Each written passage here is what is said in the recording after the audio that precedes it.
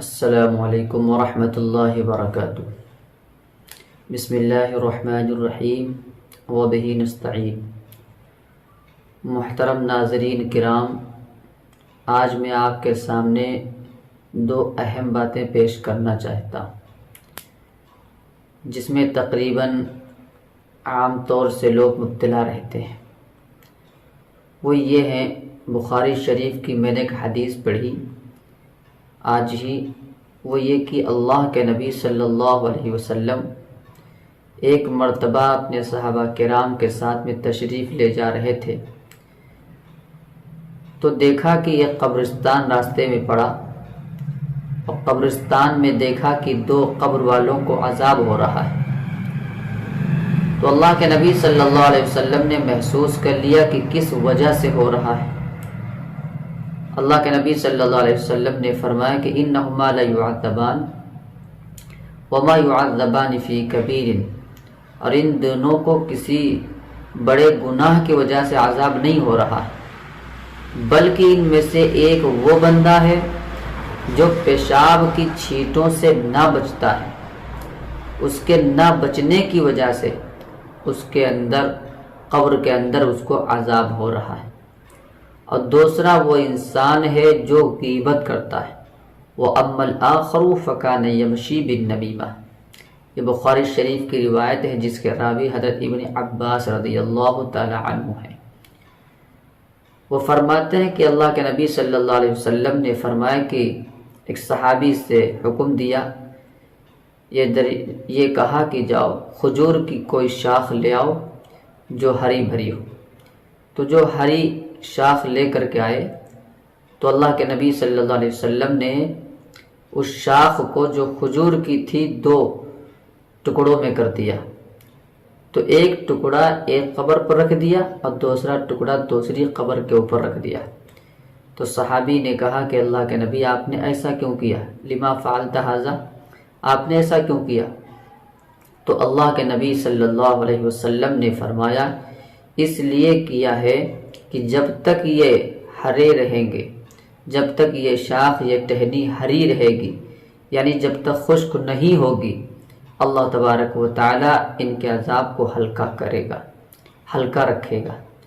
اب ہم دیکھیں کہ یہ دونوں گناہ عام طور سے پائے جاتے ہیں۔ نمبر ایک، پیشاب کی چھینٹوں سے نہ بچنے کی وجہ سے۔ اب ہم اپنے اندر یہ دیکھیں کہ پیشاب کی چھینٹوں سے کتنا بچا جاتا ہے۔ آدمی پیشاب کرتا ہے اور پانی سے استنجا یعنی صاف ستھرا نہیں رکھتا ہے، اور وہ سمجھتا ہے کہ ہم ناپاک ہو گئے، ایسے ناپاک نہیں ہوتا ہے۔ لہٰذا ہمیں چاہیے کہ ہم جب پیشاب کریں تو پانی کو استعمال کریں، پانی سے استنجا کریں۔ اللہ کے نبی صلی اللہ علیہ وسلم نے فرمایا کہ جب کوئی پیشاب کرتا ہے اور چھینٹوں سے نہیں بچتا ہے تو اس کی وجہ سے اس کے قبر میں عذاب ہوتا ہے۔ اور دوسرا انسان وہ جو غیبت کیا کرتا تھا، یہ غیبت بہت سنگین، بہت بڑا گناہ ہے۔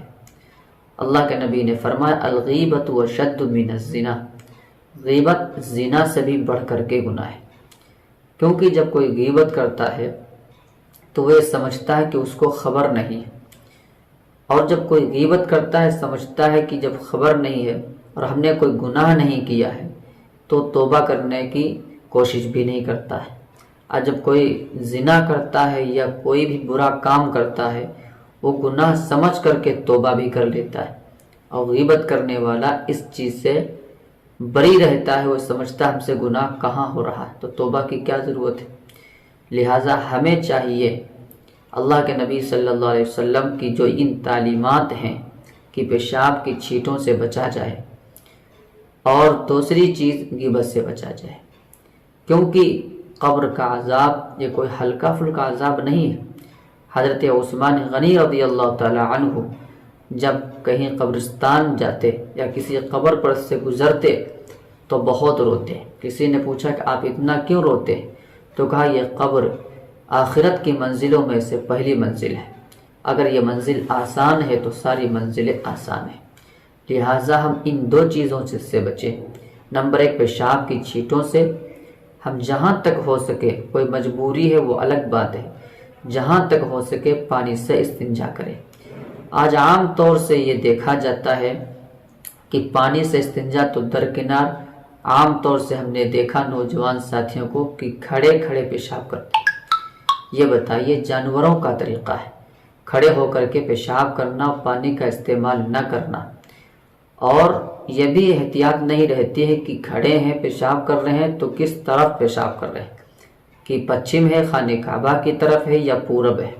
اللہ کے نبی صلی اللہ علیہ وسلم نے فرمایا کہ نہ تو پچھم کی طرف پیٹھ کی جائے اور نہ تو پچھم کی طرف اپنا چہرہ کر کے پیشاب کی جائے، دونوں بیت الخلا بھی کرنا ہو یا اپنی قضاء حاجت، اپنی جس کو پاخانہ وغیرہ کہتے ہیں، اپنے قضاء حاجت نہ کی جائے اور نہ ہی پیشاب کیا جائے۔